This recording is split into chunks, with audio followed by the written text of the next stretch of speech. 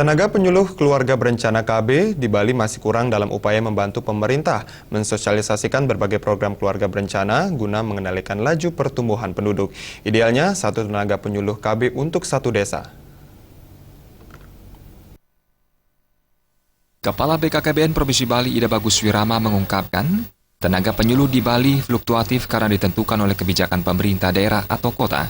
Namun secara umum, tenaga penyuluh KB kurang dari 600 orang, padahal di Bali terdapat 716 desa. Idealnya, satu desa terdapat satu tenaga penyuluh. Idealnya adalah satu penyuluh, satu desa. Nah, jadi itu akan lebih efektif sekarang. Nah, tetapi kenyataannya sekarang ini 1, 2, bahkan ada 3 sampai 4. Jadi kalau kita lihat data-datanya itu ada 4 desa, satu penyuluh. Nah, tetapi kalau yang banyak 600 itu, yaitu secara Bali. Nah, karena ada beberapa kabupaten sudah terpenuhi satu-satu gitu. Nah, tetapi ada juga satu kabupaten, 1/4 ya gitu. Nah, itu keberadaan penyuluh kita ini.